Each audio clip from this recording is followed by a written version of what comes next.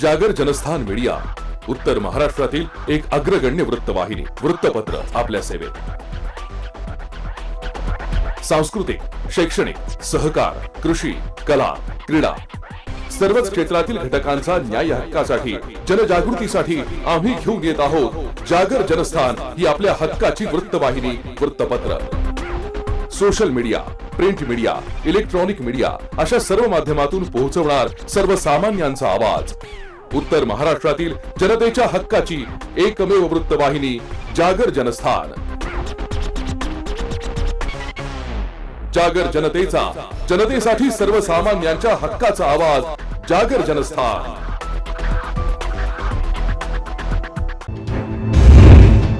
नमस्कार, मी सुनील शिंदे. जागर जनस्थानच्या बुलेटिन मध्ये आपलं स्वागत आहे. आपण घेतो दिवसभरातील घडामोडींचा सविस्तर आढावा.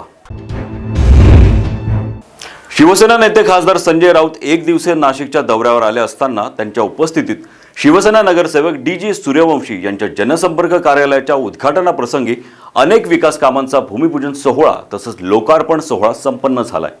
यानंतर पत्रकारांशी संवाद साधताना खासदार संजय राऊत यांनी कृषी कायद्यावरून भाजपवर जोरदार टीका केली आहे. 1.5 वर्षांपासून शेतकरी तणावात तसंच दबावात होता. तो या जोखडातून आता बाहेर निघाल्याचं संजय राऊत यांनी म्हटलंय. मला असं वाटतं, जसं काही लोकांना वाटतं की 2014 नंतर खरं स्वातंत्र्य मिळालं, तसं मला वाटतं की या स्वातंत्र्याची पहाट उगवली शेतकऱ्यांच्या दृष्टीने. 1.5 वर्षापासून शेतकरी ज्या तणावाखाली, ज्या दबावाखाली, ज्या दहशतीखाली होता, ते दहशतीचं जोखड आता निघालेलं असं मला वाटलं. स्वातंत्र्य म्हणजे काय असतं? कंगना राणावत सांगते ते स्वातंत्र्य नाही, विक्रम गोखले म्हणतात ते स्वातंत्र्य नाही. त्यांची व्याख्या वेगळी असते. तुमच्या मनावरचं जोखड जेव्हा निघून जातं, फेकलं जातं, ते स्वातंत्र्य असतं. राज्यकर्ते कोणी असो, शेतकरी हा आपल्या शेतीचा मालक नसून गुलाम बनवण्याचा हा कायदा आहे.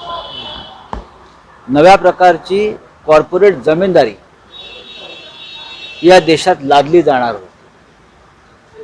ईस्ट इंडिया कंपनी ज्या पद्धतीने देशामध्ये घुसली आणि राज्य आणि देश पारतंत्र्यात टाकला, त्या पद्धतीनं भांडवलदारांना एक नव्या ईस्ट इंडिया कंपनीच्या माध्यमातून शेतकऱ्यांच्या जमिनीवर कब्जा करण्यासाठी एक नवीन कायदा बनवला होता. आणि या देशातल्या शेतकऱ्यांनी एकजुटून 1.5 वर्ष रस्त्यावर ऊन, वारा, पाऊस, रक्त, बलिदान, मंत्र्यांनी चिरडलं त्यांच्या गाडीखाली, पोलिसांनी गोळीबार केला, भाजपच्या नेत्यांनी हरियाणाच्या रस्त्यावर गुंड पाठवले, पण पंजाब आणि हरियाणाच्या शेतकरी मागे हटला नाही. हे शेतकरी फक्त 2 राज्यांचे नव्हते जसं मोदी सांगत होते. हे 2 राज्यांचे शेतकरी देशाच्या शेतकऱ्यांचं प्रतिनिधित्व करत होते. आणि म्हणून शेवटी सरकारला झुकावं लागलं. 3 काळे कायदे रद्द होत आहेत. हे शेतकऱ्यांसाठी हा स्वातंत्र्य. तर 700 शेतकऱ्यांनी बलिदान दिल्यावर मोदींना वाटलं माघार घेतली पाहिजे. 1947ला स्वातंत्र्यासाठी मोठं आंदोलन झालं. चले जावचा नारा घुमला. अख्खा देश रस्त्यावर उतरला. तेव्हा ब्रिटिशांना वाटलं आपण पळून गेलं पाहिजे. तसंच काल झालं, अशी खोचक टीकाही संजय राऊत यांनी केली आहे. दिनच आहे. आणि हे स्वातंत्र्य शेतकऱ्यांनी लढून मिळवलं, धिकेत मिळवलेलं नाही. लक्षात घ्या, हे स्वातंत्र्य लढून मिळवलं आहे आणि 700 शेतकऱ्यांनी बलिदान दिलेलं आहे. जसं जालियनवाला बागेमध्ये सुद्धा ब्रिटिशांनी आमच्या वीरांना चिरडलं, त्याच पद्धतीने लखीमपूर खेळामध्ये सुद्धा या ईस्ट इंडिया कंपनीच्या लोकांनी शेतकऱ्यांना चिरडून मारलं, जालियनवाला बागेसारखं. म्हणूनच मला आजची सकाळ ही शेतकऱ्यांच्या दृष्टीनं स्वातंत्र्याची पहाट वाटते. साहेब, विधान परिषदेच्या निवडणुकांमध्ये उमेदवारी जाहीर झालेली आहे. रामदास कदमांऐवजी सुनील शिंदेंना उमेदवारी देण्यात आली. सुनील शिंदे हे शिवसैनिक आहेत, कडवट शिवसैनिक आहेत. रामदास कदम हे शिवसेनेचे नेते आहेत, तेही कडवट शिवसैनिक आहेत. अनेक वर्ष शिवसेनेच्या माध्यमातून त्यांनी पक्षाचं नेतृत्व केलेलं आहे. सुनील शिंदे यांनी आपल्याला माहीत असेल की वरळीचे आमदार होते, विधानसभेचे प्रतिनिधी होते वरळीच्या, आदित्य ठाकरे यांच्यासाठी त्यांनी ती जागा सोडली. हा सुद्धा त्यांचा त्याग आहे. आणि पक्षप्रमुख उद्धव ठाकरे यांनी त्यांच्या त्या त्यागाचं, निष्ठेचं स्मरण ठेवलं आणि त्यांना आमदार म्हणून विधान परिषदेवरती आणण्यासाठी उमेदवारी दिली. पण कदमांवर अन्याय होतोय असं म्हटलं जात आहे. मागची एक ऑडिओ क्लिप व्हायरल झाली होती त्याचा फटका. त्याच्यावरती मी बोलणार नाही. रामदास कदम यांनी पक्षासाठी अनेक वर्ष काम केलेलं आहे. ते अनेक वर्ष आमदार होते, अनेक वर्ष मंत्री होते. विधान परिषदेमध्ये सुद्धा त्यांनी पक्षाचं नेतृत्व केलेलं आहे आणि आमचे सहकारी आहेत ते. आम्ही एकत्र काम करू. पण ते आता मार्गदर्शकाची भूमिकेत आहे. नाही, आता मी का मार्गदर्शक आहे का? पक्षाचं नेतृत्व आहे. बाळासाहेबांनी आम्हाला सगळ्यांना पक्षाचं नेतेपदी नेमलेलं आहे आणि आम्ही अनेक वर्ष पक्षाचं काम करतो. कोणी नाराज होण्याचं कारण नाही.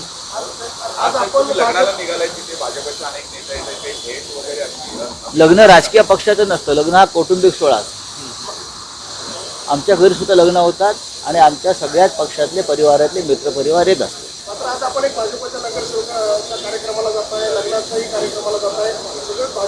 जिथे जिथे आम्हाला सन्मानानं बोलवली तिकडे तिकडे आम्ही जातो आणि आम्ही कुठेही उगाच राजकारण आणत नाही.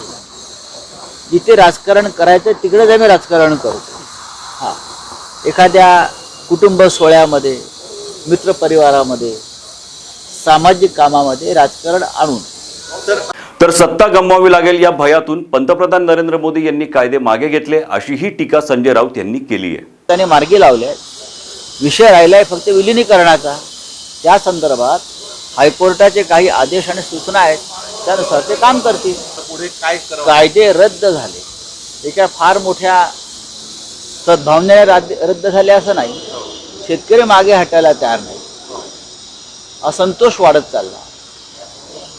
कालच्या पोटनिवडणुकीमध्ये 13 राज्यांच्या भाजपचा पराभव झाला आणि उद्याच्या विधानसभेत उत्तर प्रदेश आणि पंजाबला भाजपला सत्ता गमवावी लागेल या भयातून कायदे रद्द झालेले आहेत. चंद्रकांत दादा म्हटलं की हा दुःखद निर्णय घ्यावा लागतोय. हा निर्णय दुःखातून घ्यावा लागतो. चंद्रकांत दादा मी त्यांना आता शोक संदेश पाठवतो, कंडोलन्सेस त्यांना पाठवेन मी. माणूस जेव्हा दुःखात असतो, त्यांच्यासाठी जर हे दुःखद घटना असेल तर आपण एखादी शोकसभा घेऊ त्यांच्यासाठी आणि शोक व्यक्त करू. ज्या देशामध्ये शेतकरी आज स्वातंत्र्याचा उत्सव साजरा करतो, तो जर कोणाला शोक वाटत असेल, दुःख वाटत असेल तर मानसिकता तपासावी लागेल. नाशिक जिल्ह्यातल्या पेठ आगारातील आणखी एका चालकाने कमी पगारामुळे आत्महत्या केल्याची धक्कादायक माहिती समोर आली आहे. राज्यभर पेटलेला एसटी आंदोलनाचा वणवा आता भडकलाय. त्यात आर्थिक परिस्थितीमुळे हतबल कर्मचारी टोकाचं पाऊल उचलताना दिसतायत. नाशिक जिल्ह्यातल्या पेठ आगारातील आणखी एका चालकानं कमी पगारामुळे आत्महत्या केल्याची माहिती समोर येते. गहिनाथ गायकवाड असं या कर्मचाऱ्याचं नाव आहे. गायकवाड यांनी राहत्या घरी आत्महत्या केली आहे.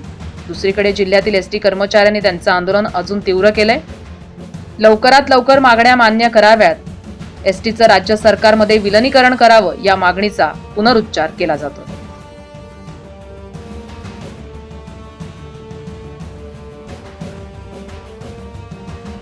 जागर जनस्थानसाठी प्रकाश धुर्वे, नाशिक.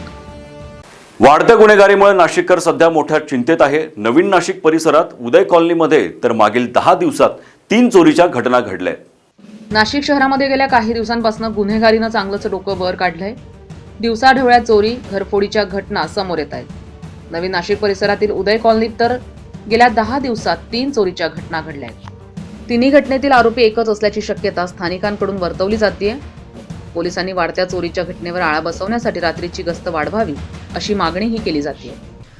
आमच्या उदय कॉलनीच्या परिसरात आमच्या शेजारी जी साळींची जी चोरी झाली ती अविज्ञ आहे आणि या परिसरात दिवाळीच्या लक्ष्मीपूजनाच्या दिवशी 2-3 ठिकाणी चोरी झालेली आहे. हे आम्हाला निदर्शनास आलेलं आहे आणि जो चोरी करणार आहे आमच्या शेजारी जे CC कॅमेरा TV बसवलेला आहे त्याच्यात तोच व्यक्ती आढळून आलेले आहे. तरी अंबड पोलीस स्टेशनच्या यांना विनंती आहे की व्यवस्था करावी.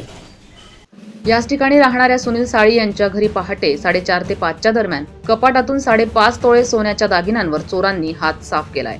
आमच्याकडे बांधकाम चालू आहे आणि बांधकाम चालू असल्यामुळे वरतून दरवाजा नव्हता आणि मी रात्री सेकंड शिफ्टहून आल्यानंतर झोपलो. बेडरूममध्ये आम्ही दोघंही झोपलेलो होतो. तिथं बाजूला कपाट असं होतं.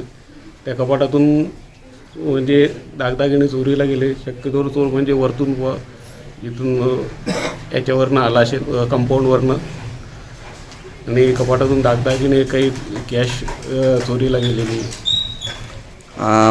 आपल्या इथे CCTV मध्ये कुठे काही? हो, आमच्या कॉलनीत एक CCTV आहे. त्याच्यात त्याचा फोटोही कैद झालेला आहे. म्हणजे तो जवळपास 4:30च्या दरम्यान तिथून रिटर्न जाताना दिसतोय.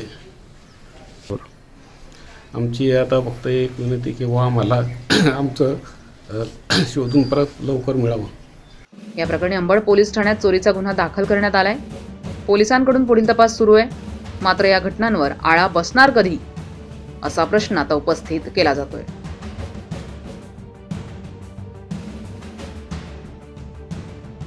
जागर जनस्थानसाठी सागर चौधरी, नाशिक.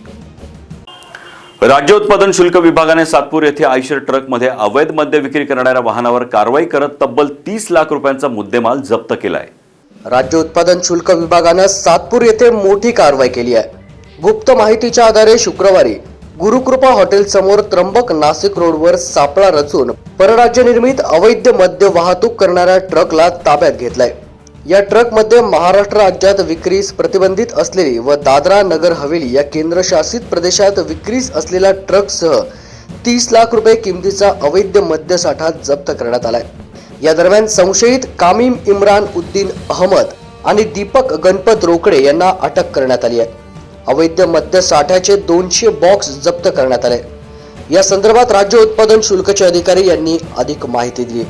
श्री कांतीलाल उमाप साहेब, आयुक्त महाराष्ट्र राज्य उत्पादन शुल्क मुंबई, संचालक श्रीमती वर्मा मॅडम, नाशिक जिल्ह्याचे विभागीय उपायुक्त श्री ओवळ साहेब, जिल्ह्याचे अधीक्षक श्री अंचोळे साहेब यांच्या मार्गदर्शनाखाली निरीक्षक राज्य उत्पादन शुल्क ब विभाग नाशिक व विभागीय भरारी पथक नाशिक विभाग नाशिक यांना मिळालेल्या गुप्त बातमीच्या अनुषंगाने त्र्यंबक नाशिक रस्त्यावरील सातपूर परिसरात असलेल्या गुरुकृपा हॉटेलसमोर जप्त केलेले जे संशयित वाहन आहे ते आम्ही तिथे थांबवले असता त्या वाहनाची तपासणी केली असता त्या वाहनाच्या दरवाजावरती पाठीमागे कंपनीचं एक विशिष्ट प्रकारचं सील लावलेलं होतं आणि वाहन चालकाकडे सदर गाडीत व्हायटिंग पावडरचे गोणे असल्याचं आम्हाला बिल्टी मिळाली. नंतर आम्ही जी खबर मिळाली होती त्या अनुषंगाने सदर वाहनाचे सील तोडल्यानंतर गाडीमध्ये महाराष्ट्र राज्यात विक्रीस व बाळगण्यास प्रतिबंधित असा बिअरचा व विदेशी मद्याचा साठा मिळून आलेला आहे. तो सर्व मद्यसाठा आम्ही जप्त केला आहे. त्याच्यात जवळपास 200 बॉक्स दारूचे मिळालेले आहेत. त्याची किंमत 15,08,640 रुपये आहे आणि व्हायटिंग पावडरची किंमत 9,000 आणि वाहनाची किंमत 15 लाख रुपये असा एकूण 30,17,640 रुपये किमतीचा प्रतिबंधित मद्यसाठा जप्त करण्यात आलेला आहे.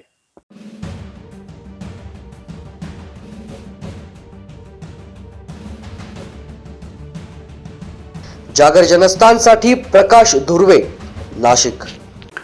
महाराष्ट्रात प्रथमच एखाद्या नदी किनारी राज्यस्तरीय चित्रकला स्पर्धेचं आयोजन करण्यात येणार आहे. 21 ते 24 नोव्हेंबर दरम्यान ही स्पर्धा नाशिकच्या सोमेश्वर परिसरात घेण्यात येणार आहे. महाराष्ट्रात प्रथमच एखाद्या नदीच्या किनारी राज्यस्तरीय चित्रकला स्पर्धेचं आयोजन करण्यात येणार आहे. 21 ते 24 नोव्हेंबरच्या दरम्यान ही स्पर्धा नाशिकच्या सोमेश्वर परिसरात गोदावरी नदीच्या काठी पार पडणार आहे. नाशिकमधील प्रसिद्ध बांधकाम व्यावसायिक पाटील ग्रुपच्या वतीनं या चित्रकला स्पर्धेचं आयोजन करण्यात आलंय. नाशिक हे जसं वेगवेगळ्या कारणांमुळे ओळखलं जातं तसंच नाशिकची चित्रनगरी म्हणून देखील ओळख आहे. पण काळाच्या ओघानं ही ओळख कमी होत चालली आहे. त्यामुळे ही ओळख पुन्हा एकदा या स्पर्धेच्या माध्यमातून मिळवून देण्याचा प्रयत्न पाटील ग्रुपचा असणार आहे. या ठिकाणी साकारण्यात येणाऱ्या एका प्रोजेक्ट पूर्वी सामाजिक बांधिलकी जपत या चित्रकला स्पर्धेचं आयोजन या ग्रुपच्या वतीनं करण्यात आलंय. या स्पर्धेत राज्यभरातील सुमारे 300 स्पर्धक सहभागी होणार आहे. आपलं धार्मिक क्षेत्र आहे आणि नाशिकला जर बघितलं तर 100 वर्षापासून चांगले चित्रकार येऊन चित्र काढून गेलेले आहेत. आम्हाला असं वाटतं की या 5-10 वर्षामध्ये तो वारसा थोडा कमी होतोय. आम्ही असं ठरवलं की आमच्याकडे जागा नदी किनारी आहे आणि आम्ही गोदास्पंदन म्हणून चांगला प्रोजेक्ट करतोय नदीकिनारी. तर कोविडमध्ये इतके 2 वर्ष सर्वच कलाकार आपल्या आपल्या घरी बसून होते. तर ह्या सर्वांना परत त्यांचे काम करायला सुरुवात करता यावी म्हणून आम्ही आमच्या जागेवर एक कलेचं महाराष्ट्रातून सर्व कलाकारांनी येऊन चित्र काढावीत, त्याचं आम्ही प्रदर्शन भरवावं आणि ते नाशिककरांनी आणि बाकीच्या लोकांनी बघावं आणि परत उत्साहाचं वातावरण कलाकारांमध्ये यावं, हा ह्या मागचा मेन उद्देश आहे.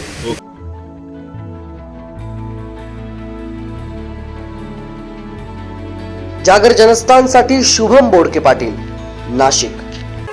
महाराष्ट्र नवनिर्माण सेना महानगरपालिकेच्या निवडणुकीत मोठ्या ताकदीने उभी राहून सामोरे जाणार असून भाजप मनसे युती यावर अजूनही निर्णय नाही. मात्र नाशिक महानगरपालिकेत मनसे एकला चलोरेची भूमिका घेईल असं मनसे शहर अध्यक्ष दिलीप दातीर यांनी आमचे प्रतिनिधी शुभम बोडके पाटील यांच्याशी बोलताना सांगितले. नाशिक महानगरपालिकेचा निवडणुकीचा बिगुल वाजला आहे. एकंदरीत नाशिक महानगरपालिकेमध्ये सर्व पक्ष हे निवडणुकीला सामोरे जाण्यासाठी तयार होत आहे. आपल्यासोबत दिलीप दातीर आहेत, जे महाराष्ट्र नवनिर्माण सेनेचे शहर अध्यक्ष आहेत. काय नेमकी त्यांची भूमिका असणार आहे, काय नेमकं विजन असणार आहे महाराष्ट्र नवनिर्माण सेनेचं, एकंदरीत आपण त्याच्याशी सविस्तर चर्चा करणार आहोत. प्रथमतः तुमचं जागर जनस्थानमध्ये स्वागत आहे. नमस्कार. काय सांगणार की एकंदरीत महानगरपालिका निवडणूक डोळ्यासमोर ठेवून तुम्ही अमित परवाला सुरुवात केली आहे आणि पुढचा जो तुमचा काळ असणार आहे, मागचा जो पक्षाची आपण भूमिका एकंदरीत बघितली की पक्षांची जी जडणघडण होती ती चढ उतार त्याच्या अशा प्रवासात जनतेने बघितली. सध्याची शहराध्यक्षपदी जबाबदारी तुमच्यावर आहे, तर काय तुमचं विजन असणार आहे? निश्चित चढ उतार पक्षामध्ये येत असतात, परंतु महाराष्ट्र नवनिर्माण सेनेचे अध्यक्ष सन्माननीय राजसाहेब ठाकरे यांनी ज्या पद्धतीने महाराष्ट्र नवनिर्माण सेनेच्या सत्ता काळात म्हणजे 2012 ते 2017 ज्या पद्धतीने या नाशिकमध्ये विकास कामं केली, किंबहुना जो काही सिंहस्थ कुंभमेळा या शहरामध्ये झाला, दर 12 वर्षाने हा येणारा कुंभमेळा अतिशय यशस्वीरित्या आणि नियोजनबद्ध तो महाराष्ट्र नवनिर्माण सेनेच्या काळात झाला. मग त्यात जे विकास कामं असतील, रिंग रोड असतील, शहराची कनेक्टिव्हिटी असेल, अनेक आणि सर्वात महत्त्वाचं अगदी सुसूत्र असं नियोजन सिंहस्थ कुंभमेळ्याचं, ज्याची दखल त्या ग्रीनिज वर्ल्ड ऑफ रेकॉर्ड त्या याच्यातही घेण्यात आली. अशा पद्धतीने सिंहस्थ कुंभमेळ्याचं नियोजन केलं. त्यानंतर ज्या पद्धतीने 2012 ते 2017च्या सत्ता काळात महाराष्ट्र नवनिर्माण सेनेनी अनेक मोठे मोठे प्रकल्प सन्माननीय राजसाहेबांच्या संकल्पनेतून या शहरामध्ये, खरं तर दुर्दैवाने म्हणावं लागेल की महाराष्ट्र नवनिर्माण सेनेची सत्ता 2012ला आल्यानंतर जवळजवळ 1.5 ते 2.5 वर्ष नाशिक महानगरपालिकेला आयुक्त नव्हते, परंतु सन्माननीय राजसाहेब ठाकरे यांनी कुठेही हातबल न होता नाशिककरांच्या करातल्या 1 रुपयालाही 1 नया पैशालाही हात न लावता CSR फंडमधून बॉटनिकल गार्डनसारखं, गोदा पार्क असेल, त्यानंतर हिंदू हृदय सम्राट वंदनीय बाळासाहेब ठाकरे यांच्या नावाने जे दिवंगत बाबासाहेब पुरंदरे यांनी जी शिवकालीन शस्त्रास्त्रे दिले त्याचं एक अद्ययावत शस्त्रसंग्रहालय ते उभारणी केली. त्यानंतर मुलांना वाहतुकीचे नियम समजावे म्हणून ट्रॅफिक चिल्ड्रन पार्क ही असे भव्य उपक्रम, म्हणजे बॉटनिकल गार्डनच्या बाबत सांगायचं झालं तर नाशिकच्या मानाच्या म्हणजे याच्यामध्ये मानाचा जो मुकुट आहे त्याच्यामध्ये एक तुरा रोवण्याचं काम सन्माननीय राजसाहेब ठाकरे यांनी केलं. सिंहस्थ काळात जे काही विकास कामं झाले त्याच्यात कुठलाही भ्रष्टाचाराचा आरोप महाराष्ट्र नवनिर्माण सेनेवरती झाला नाही. या दृष्टिकोनातून निश्चित नाशिकच्या विकासाची आणि सर्वात महत्त्वाचं, नाशिक हे अर्ध्या महाराष्ट्राला पाणी पाजणारं शहर आहे, परंतु नाशिककरांवरती पाण्यासाठी वणवण करायची वेळ येत होती. त्याची दूरदृष्टी पुढच्या 40-50 वर्षांचं व्हिजन ठेवून सन्माननीय राजसाहेब ठाकरे यांनी मुकणे डॅमवरून जो काही थेट पाईपलाईनचा 350 कोटीचा म्हणजे 360 कोटीचा प्रकल्प या नाशिक शहरामध्ये उभारला आणि त्याच्यामुळे आज नाशिककरांची तहान व्यवस्थित भागते. हे सन्माननीय राजसाहेबांनी केलं आणि त्या दृष्टिकोनातून हे आता आपल्याला होताना दिसत नाही. सत्ता गेली म्हणजे महाराष्ट्र नवनिर्माण सेनेचा जो सत्ता काळ होता 2012 ते 2017 अतिशय सुंदर विकास कामं झाली. तेव्हा जी शहरातली रस्ते झाली त्यानंतर झाली नाही, परंतु दुर्दैवाने तत्कालीन मुख्यमंत्र्यांनी एक शब्द प्रयोग केला, हे नाशिक मी दत्तक घेतो, आणि नाशिककर त्या भूलथापेला बळी पडले आणि सर्व सत्ता भाजपच्या हातात दिली. परंतु आज दुर्दैवाने भाजप असेल की विरोधी पक्ष शिवसेना असेल, कुठेही ते असं झालंय की आपण दोघं भाऊ सर्व मिळून खाऊ, अशीच सध्या परिस्थिती आहे. कुठल्याही शहरात विकास नाही, जिथं गरज नाही तिथं प्रकल्प साकारले जात आहे. लांब कशाला जातं? आमचा त्रिमूर्ती चौक म्हणजे सिटी सेंटर मॉल, संभाजी चौक, सिटी सेंटर मॉल ते त्रिमूर्ती चौक, हा जो काही फ्लायओव्हर आहे म्हणजे उड्डाण पूल आहे, याची गरज नसताना जवळजवळ 120 कोटीचं प्राकलन आहे. 300 कोटीपर्यंत त्याची फुगवटा केला आहे. मग हे कशासाठी, कुणाच्या हट्टाबाई करताय? म्हणजे जिथं गरज नाही तिथे करायचं. करोना काळात या नाशिककरांचे कंबरडे मोडले. नाशिककरच नाही तर संपूर्ण जगावरती ही विपत्ती आली. हा महामारीच संपूर्ण जगावरती आली. त्यातही तुम्ही नाशिककरांना दिलासा द्यायच्या ऐवजी नाशिककरांवरती अजून बोजा टाकताय. गरज नसताना प्रकल्प साकारले जात आहे. स्मार्ट सिटीच्या गोंडस नावाखाली नाशिककरांची लूट केली जाते. एकंदरीत भाऊ 3 आमदार आणि नाशिक महानगरपालिका ही मनसेकडे होती आणि त्या काळामधला जो विकास आहे तो चांगल्या पद्धतीचा असून देखील, तुमच्या म्हणण्यानुसार चांगल्या पद्धतीचा असून देखील महाराष्ट्र नवनिर्माण सेनेला ही जनतेने नाकारलं आहे. आणि त्याचं कारण काय असणार आहे आणि पुढच्या काळात त्या चुका तुम्ही ज्या झाल्या असतील किंवा नागरिकांना काय हवं होतं तिथपर्यंत तुम्ही पोहोचला नसेल तर एकंदरीत तुमचा पुढचं पायंडा जो मागचा झालेला आहे की कामं करणं आणि जनतेने नाकारणं हे नाशिककरांच्या हितासाठी होतं की नव्हतं तो नागरिक ठरवतील. परंतु तुम्ही ज्या पद्धतीने आता सध्या काम करतायत, पक्षबांधणीसाठी काम करतायत, काय नेमकं एकंदरीत त्याचं मागच्या पार्श्वभूमीचं काय असणार आहे आणि तुमच्याकडं अमित पवारसारखं एक नवं शस्त्र आत्ता आहे, त्याबद्दल काय सांगणार? बघा, नाकारलं असं तुम्ही म्हणणार नाही. दुर्दैवाने जे मी मग सांगितलं की एक साथ घातली तत्कालीन मुख्यमंत्र्यांनी, म्हणजे एक थापच दिली, मी नाशिक दत्तक घेतो. त्याच्यामुळे साहजिक आहे कुणाला जर एखादी गोष्ट चांगली भेटत असते आणि लोकांचा हा समज आहे की राज्यात एखाद्याची सत्ता असेल तर तो महानगरपालिकेचा विकास करू शकतो, ही लोकांची भावना होती. म्हणून भरभरून भाजपला लोकांनी सत्ता दिली. 1566 वरती गेले भाजप. परंतु दुर्दैवाने आज नाशिककरांच्या हातात काय आली तर हताशा आणि निराशा. जे नाशिककर बघताय, उघड्या डोळ्यांनी बघताय, कोरोनाच्या काळात जी काही परिस्थिती नाशिककरांवरती ओढवली, मग ते केंद्रातले सत्ताधारी असतील म्हणजे महानगरपालिकेतले जे आहेत, राज्यातले असतील, मग ते शिवसेना असेल, काँग्रेस असेल, राष्ट्रवादी असेल, अक्षरशः नाशिककरांकडे दुर्लक्ष केलं. फक्त रस्त्यावरती महाराष्ट्र नवनिर्माण सेनेचेच पदाधिकारी, महाराष्ट्र सैनिक दिसत होते, हे नाशिककरांनी बघितलं आहे. राहिला विषय संघटनाचा तर सन्माननीय राजसाहेब ठाकरे स्वतःही लक्ष देत आहे. आता तर अमितजी ठाकरे साहेब नाशिककडे लक्ष देऊन आहे. आणि जे तुम्ही म्हटले तर ही परिस्थिती आहे, युवा सर्व अमित पर्व या दृष्टिकोनातून कामं चालू आहे. येत्या काळ तुम्ही बघाल आता जे विजन आहे, कारण अनेक गोष्टी या नाशिकमध्ये करण्यासारख्या आहेत. त्या दृष्टिकोनातून जे 2012 ते 17 जे विकास कामे केली त्यापेक्षाही अजून काय जास्त करता येईल याच्यावरती आमचा भर असणार आहे. आणि जो नाकारल्याचा विषय, तर दुर्दैवाने काही चुका झाल्या, नाकारायचं मी म्हणणार नाही नाकारलं, परंतु असं साहजिक होतं ना की एखादी गोष्ट चांगली भेटली याच्यापेक्षा अजून चांगली भेटावी ही माणसाला अपेक्षा असते. म्हणजे थोडक्यात नाशिककरांच्या भोळ्या भाबडेपणाचा तत्कालीन मुख्यमंत्र्यांनी म्हणजे भाजपनी गैरफायदा घेतला आणि त्या भूलथापांना नाशिककर फसले. परंतु माणूस एकदा फसतो, वारंवार फसत नाही. ठेच लागल्यानंतर माणूस सावरतो आणि तेच नाशिककर होणार. 100% पुन्हा एकदा महाराष्ट्र नवनिर्माण सेनेची सत्ता आहे नाशिकमध्ये येणार. अनेक विजने, अनेक प्रोजेक्ट आमच्या डोळ्यासमोर आहेत. मग त्यात खऱ्या अर्थाने रोजगारांसाठी म्हणजे युवकांसाठी रोजगाराचं मोठं काम आम्हाला करायचं आहे. नाशिकमध्ये अंबड MIDC असेल, सातपूर MIDC असेल, अनेक उद्योगधंदे बंद पडले. दुर्दैवाने ते जरी MIDC प्राधिकरण असेल परंतु ते महानगरपालिका लिमिटमध्ये म्हणजे महानगरपालिकेच्या कार्यक्षेत्रात आहे.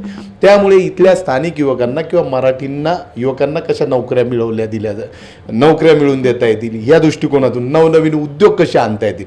आणि सर्वात महत्त्वाचं, नाशिकमधनं अनेक मुलं कम्प्युटर इंजिनियर होता, IT होता, इन्फॉर्मेशन टेक्नॉलॉजी वगैरे MBA वगैरे होता. दुर्दैवानं त्यांना नोकरीच्या संधी एक तर नवी मुंबई किंवा पुण्याला शोधाव्या लागतात. का तर नाशिकमध्ये IT पार्क नाही. आमचा मानस आहे, जी काय पांजरापोळची जागा आहे त्यातली 500-600 एकर MIDCकडे वर्ग करून त्यात IT पार्क आणि MIDCला जागा देऊ, अशा अनेक आमच्या डोळ्यासमोर आहे. तत्कालीन मुख्यमंत्र्यांची घोषणा केली होती तेव्हा शिवसेना भाजपची युतीची सत्ता या महाराष्ट्रात होती 2014 ते 19. जो काही सिडकोचा आमचे 25,000 घरं आमच्या सिडकोवासियांचे फ्री होल्ड डिक्लेअर केलं, म्हणजे तुमच्या घरं तुमच्या मालकीची होणार असं कुठेही झालं नाही. आजही आमचा सिडकोवासी NOCसाठी सिडकोच्या ऑफिसला जातो, तिथंही पैसे भरा. नियोजन प्राधिकरण फक्त महानगरपालिकेला घोषित केलं, महानगरपालिकेकडे डेव्हलपमेंट चार्ज भरा, म्हणजे विकसनाचं चार्ज भरा, अशी फरफट सिडकोवासियांची होती, ती आम्ही थांबवणार. अशा अनेक गोष्टी घेऊन जशी जशी निवडणूक येईल तुम्ही बघाल, आमचा अजेंडा त्या दृष्टिकोनातून येईल पुढे. आपण राजकीय माहोल जर आत्ता सध्याचा बघतोय की शिवसेनेला आजपासूनच डोळ्या लागली असं भाजपच्या काही नेत्यांचं म्हणणं आहे की उद्याचा महापौर हा शिवसेनेचा असणार आहे.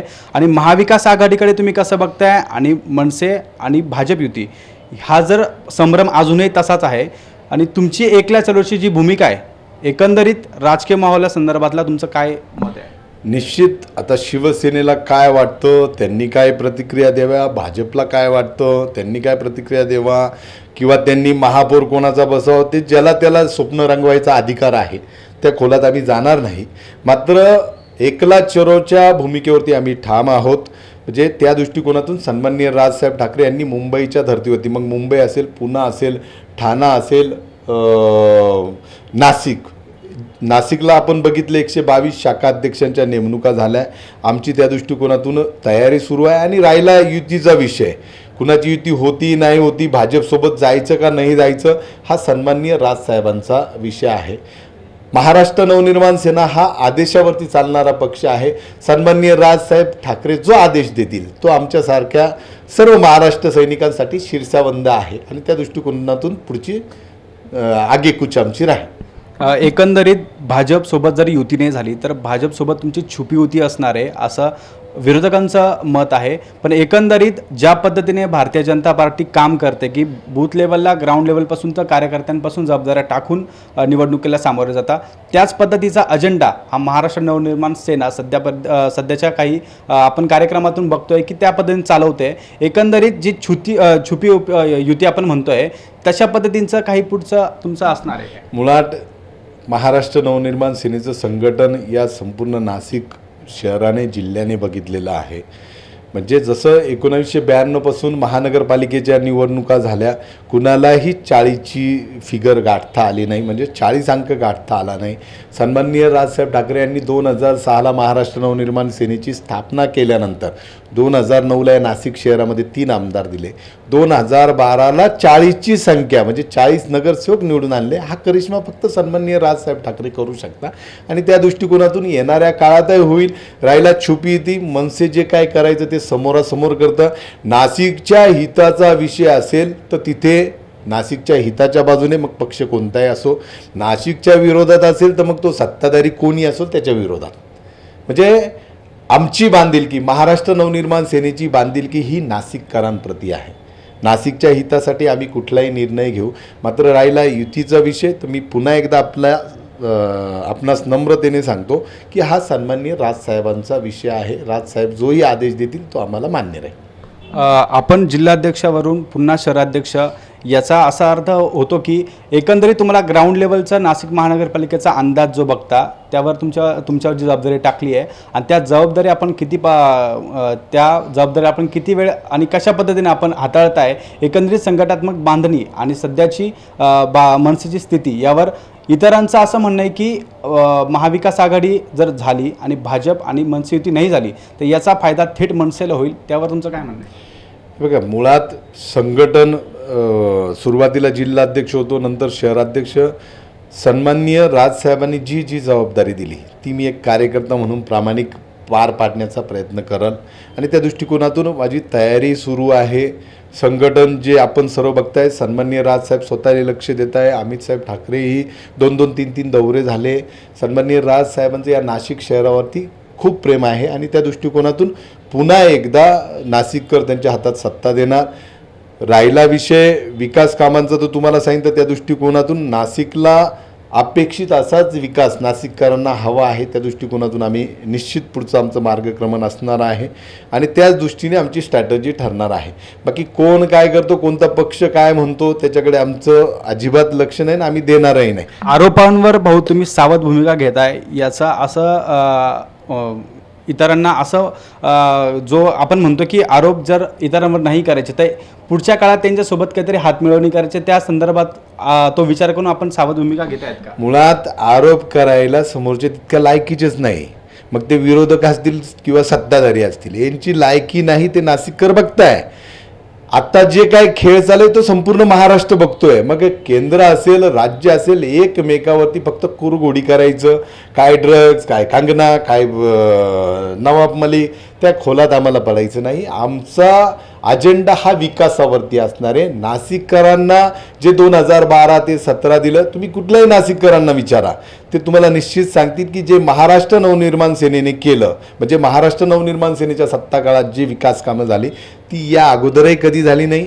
यापुढेही जर करायचे ठरलं ते विजन फक्त महाराष्ट्र नवनिर्माण सेनेकडे आहे आणि त्या दृष्टिकोनातून फक्त विकास आणि विकास याच मुद्द्यावरती आम्ही निवडणुकीला सामोरं जाणार आहोत. एकंदरीत आपली भूमिका स्पष्ट आहे की आपण महाराष्ट्र नवनिर्माण सेना ही एकला सर्वोच्च भूमिका घेणार आहे. शेवटचा प्रश्न असा असणार आहे की महाविकास आघाडीतील जर काही प्रमुख पक्ष आपण म्हणतोय की राष्ट्रवादी आणि शिवसेना ही ताकदीने निवडणुकीला सामोरे जाणार आहे आणि भारतीय जनता पार्टीतील काही जो गट आहे, जो पक्ष सोडून जाण्याची शक्यता आहे, मग आपण अशा आयतांना सोबत घेऊन निवडणूक लढणार की आहे जे एकनिष्ठ पक्षासाठी काम करत आहेत त्यांना सोबत घेऊन तुम्ही निवडणुका लढणार? बघा, शेवटी तो सन्माननीय राजसाहेबांचा निर्णय असेल. शेवटी कुणाला यायचं, म्हणजे मागे एक मेळाव्यात सन्माननीय राजसाहेबांनी उदाहरण दिलं आहे की नवं जुनं हा विषय नाही. कुठल्याही कुटुंबात एखादा नवीन पाहुणा आला तर आपण त्याचा तिरस्कार करत नाही. नवीन बाळ जन्माला आलं तर आपण त्याचं स्वागतच करतो पेढे वाटून. परंतु हा निर्णय आमच्या हातात नाही. हा निर्णय सन्माननीय राजसाहेब घेतील. शहराची भूमिका आपल्याकडे आहे, शहराची जबाबदारी आपल्याकडे आहे. जर येणारे लोक तुमच्याकडे येऊ बघत असाल तर तुमची भूमिका काय असणार आहे? निश्चित जे येणार त्यांचं स्वागतच आहे, नकार का द्यायचा. मात्र कोण किती तुल्यबळ आहे काय ह्या भानगडीत आम्ही जाणार नाही. आमची एकला चिरवण्याची तयारी आमची बूथ लेवलपासून सुरू आहे. प्रभागात प्रभागनिहाय आता प्रभाग रचना जेव्हा होईल तेव्हा होईल. मात्र आमचे 122 शाखा अध्यक्ष जशी नेमणूक सन्माननीय राजसाहेबांनी केली त्यानंतर आमचे कार्यक्रम घेऊन आम्ही पुढे जातो आहे आणि त्या दृष्टिकोनातून आमचा सध्या फोकस फक्त पक्ष बांधणीकडे, संघटन करण्याकडे आहे. आणि सर्वात महत्त्वाचं, निवडणूक येत असतात, जात असतात, परंतु संघटन हे महत्त्वाचं असतं आणि त्या दृष्टिकोनातून पक्षाची बांधणी आमची बांधणीवरती भर आहे. एकंदरीत सावध भूमिका घेऊन मनसे ही निवडणुकीला सामोरे जाणार आहे आणि कोणताही पक्ष कशाही पद्धतीचं राजकारण करत जरी असेल तरी जनतेच्या हिताचं राजकारण ही पुढील काळात मनसे करणार असल्याचं मत मनसेचे शहराध्यक्ष दिलीप दातीर यांनी व्यक्त केले आहेत. जागर जनस्थानसाठी शुभम बोडके पाटील, नाशिक. या बातमीसोबत वेळ झाली का ब्रेकची. आपण कुठे जाऊ नका, पाहत राहा जागर जनस्थान. या ठिकाणी घोषणा करतो, जे आजपर्यंत तुम्हाला कधी नाशिकमध्ये दिसलं नव्हतं असं चित्र मला तुम्हाला नाशिकमध्ये दाखवायचं होतं. आजपासून नाशिक मी दत्तक घेतो, दाखवलं. पण प्रगती करणाऱ्या शहरांमध्ये नाशिकचा 16वा क्रमांक होता. आता एवढ्या सगळ्या गोष्टी केल्यानंतर हाती काय येतो? पराभव. नाशिकचं नाव सुद्धा तुम्ही दत्तक घेताना मग का सुरू केलं नाही? काही जणांच्या मनामध्ये अशी शंका आहे की नाशिकमध्ये शिवसेना राहिली की नाही, शिवसेना मलूल झाली, मग शिवसेना गळपटली. हे बघा ना इकडे. आखाडा नाशिक महानगरपालिकेचा लवकरच आपला जागर जनस्थान वाहिनीवर.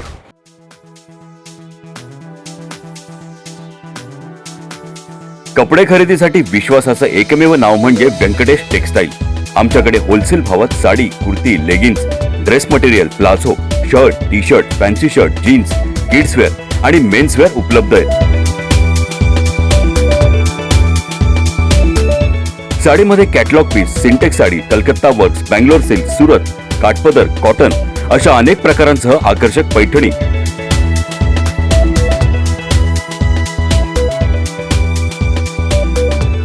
नवरीसाठी स्पेशल शालू योग्य भावात उपलब्ध आहे. लग्नाच्या बस्त्यासाठी खास सोय आणि 10 ते 15% सवलत व्यंकटेश टेक्सटाईलचे संचालक दीक्षांत काबरा यांनी उपलब्ध करून दिली आहे.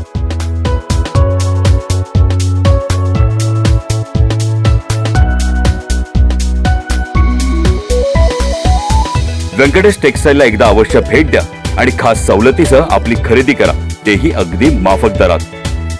आमचा पत्ता व्यंकटेश टेक्सटाईल, मंडलिक माळासमोर, पाटाच्या शेजारी, Makhmalabad road, RTO link road, Panchavati, Nashik. Prana the Healing Tree, an exclusive center for children with special needs and patients with post-COVID complications as well as those suffering from stress, anxiety, depression and panic attacks. Service available: Ayurveda treatment, homeopathy treatment, audiology and speech therapy, animal assistant therapy, physiotherapy, yoga session, occupational therapy, aromatherapy. Address: first floor, Anand Kunji apartment, opposite Sankaracharya Nyas, near Old Gangapur Naka, Gangapur Road, Nashik, 422003. Contact 8010179220.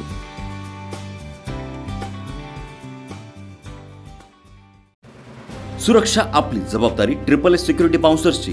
आम्ही पुरवतो corporate सेवा, औद्योगिक सेवा, वित्तीय संस्था, सुरक्षेसह अंगरक्षक, सशस्त्र रक्षक पुरवणारी विश्वासार्ह संस्था, back team support, well disciplinary uniform staff, train वायझरी युनिट। मुख्य कार्यालय 4 अंबिका अपार्टमेंट, साधू वासवानी मार्ग, होलाराम कॉलनी, नाशिक 422-002, दूरध्वनी 0253 231 5052। गणेश 7218 65600।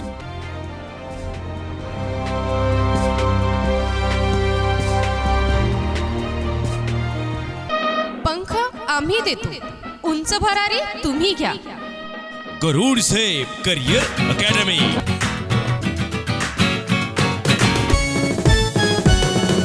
गरुड झेप करियर अकॅडमी, वैशिष्ट्य आमचे हो खास। MPSC SRPF स्पर्धा परीक्षा एकच घ्या।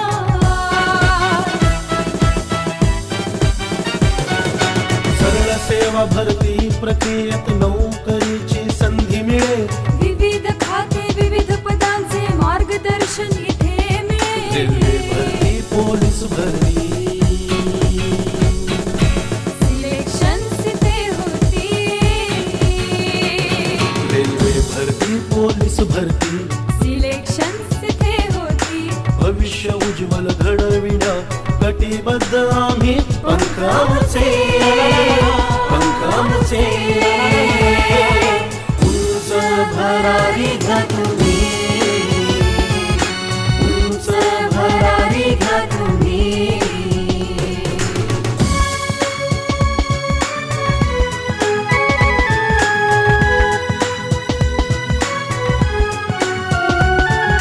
दारूबंदी, जेल, पोलीस अन आर्मीचे प्रशिक्षण। शूरवीर जवान घडते करण्याचे वाणी रक्षण।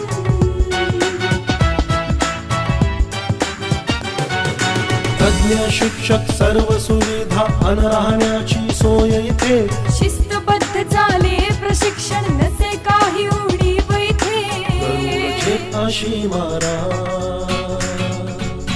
ही आयुष्याचे सोनी करा।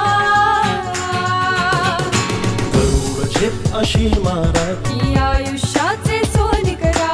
भविष्य उज्ज्वल घडविण्या कटिबद्ध आम्ही पंखाचे। उंच भरारी घ्या तुम्ही, उंच भरारी घ्या तुम्ही, उंच भरारी घ्या तुम्ही।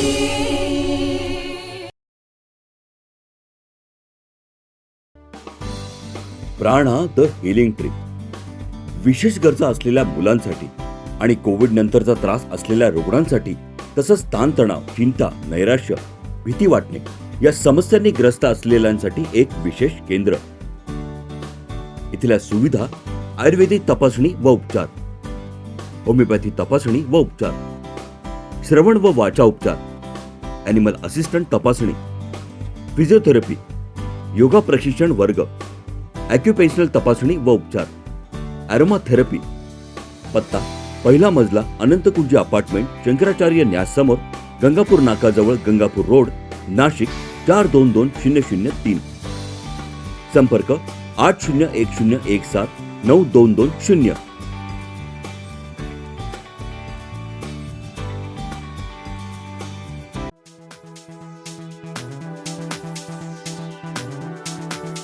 कपडे खरेदीसाठी विश्वासाचं एकमेव नाव म्हणजे व्यंकटेश टेक्सटाईल.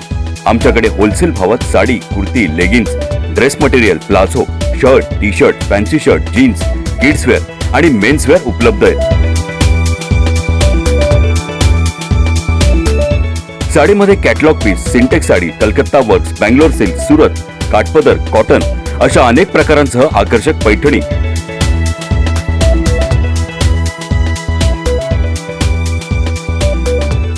नवरीसाठी स्पेशल शालू योग्य भावात उपलब्ध आहे. लग्नाच्या बस्त्यासाठी खास सोय आणि 10 ते 15% सवलत व्यंकटेश टेक्सटाईलचे संचालक दीक्षांत काबरा यांनी उपलब्ध करून दिली आहे.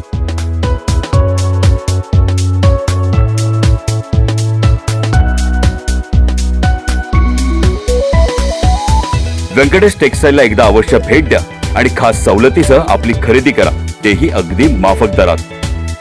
आमचा पत्ता व्यंकटेश टेक्सटाईल, मंडलिक माळासमोर, पाटाच्या शेजारी, Makhmalabad road, RTO link road, Panchavati, Nashik. या ठिकाणी घोषणा करतो, जे आजपर्यंत तुम्हाला कधी नाशिकमध्ये दिसलं नव्हतं असं चित्र मला तुम्हाला नाशिकमध्ये दाखवायचं होतं. नाशिक मी दत्तक घेतो, दाखवलं. पण प्रगती करणाऱ्या शहरांमध्ये नाशिकचा 16वा क्रमांक होता. आता एवढ्या सगळ्या गोष्टी केल्यानंतर हाती काय येतो? पराभव. नाशिकचं नाव सुद्धा तुम्ही दत्तक घेताना मग का सुरू केलं नाही? काही जणांच्या मनामध्ये अशी शंका आहे की नाशिकमध्ये शिवसेना राहिली की नाही, शिवसेना मलूल झाली, मग शिवसेना गळपटली. हे बघा ना इकडे. आखाडा नाशिक महानगरपालिकेचा लवकरच आपला जागर जनस्थान वाहिनीवर. नमस्कार, ब्रेक नंतर आपलं स्वागत. पिंपळगाव बसवंत येथील स्वर्गीय अशोकराव बनकर सहकारी पतसंस्था संचलित रानवड सहकारी साखर कारखान्याचा प्रत्यक्ष ऊस गाळपास प्रारंभ झालाय. आमदार दिलीप बनकर यांच्या हस्ते क्रेनचं पूजन करून गाळप सुरू झालंय. पिंपळगाव बसवंत येथील स्वर्गीय अशोकराव बनकर नागरी सहकारी पतसंस्था संचलित रानवड सहकारी साखर कारखान्याच्या प्रत्यक्ष ऊस गाळपाला प्रारंभ झालाय. गुरुवारी रात्री 8 वाजता संपूर्ण यंत्रणा सज्ज झाल्यानंतर कारखान्याचे प्रवर्तक आमदार दिलीप बनकरांच्या हस्ते क्रेनचं पूजन करून गाळपाला शुभारंभ झाला. या ऐतिहासिक घटनेबद्दल परिसरातील शेतकरी, ऊसतोड कामगारांनी आनंद उत्सव साजरा केलाय.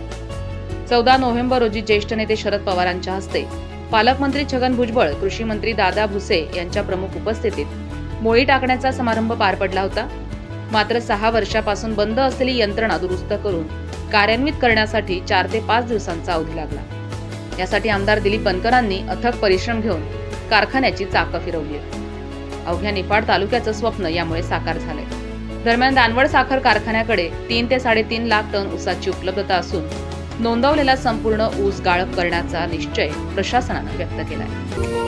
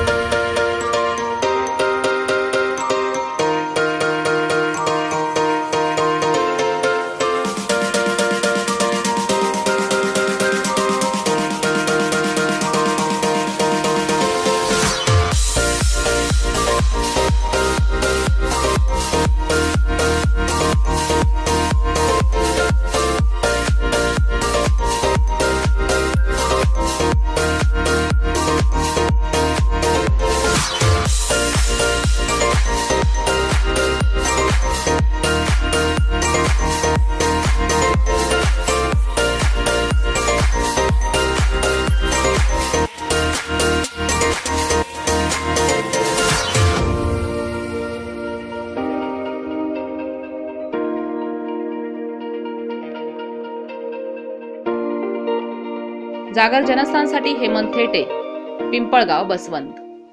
आझाद मैदानावरील आंदोलनात सहभागी होण्यासाठी मनमाडहून पंचवटी एक्सप्रेसने निघालेल्या 21 एसटी कर्मचाऱ्यांना पोलिसांनी ताब्यात घेतलंय. एसटी कर्मचाऱ्यांचं आंदोलन आता आणखी तीव्र होत चाललं असून आझाद मैदानात मोठं आंदोलन आयोजित करण्यात आलंय. त्यासाठी मनमाड नांदगाव इथून सकाळी पंचवटी एक्सप्रेसनं अनेक कर्मचारी जाणार होते. त्यांना सकाळी पोलिसांनी ताब्यात घेतलंय. या सर्व कर्मचाऱ्यांना पोलीस ठाण्यात स्थानबद्ध करून ठेवण्यात आलंय. यावर सहाय्यक पोलीस निरीक्षक प्रल्हाद गीतेंना विचारणा केली असता त्यांनी काहीही बोलण्यास नकार दिलाय. यापुढे पोलीस काय भूमिका घेत आहेत याकडे सर्वांचंच लक्ष लागलंय. तर जोपर्यंत आमच्या मागण्या मान्य होत नाही तोपर्यंत आम्ही देखील मागे हटणार नाही असा पवित्रा एसटी कर्मचाऱ्यांनी घेतल्यानं आंदोलन चिघळत चाललंय.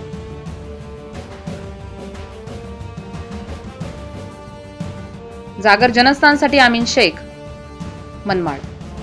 या बातमीसोबत वेळ झाली इथेच थांबण्याची. आपण पाहत राहा जागर जनस्थान. स्वतःबरोबर इतरांची काळजी घ्या आणि सुरक्षित राहा.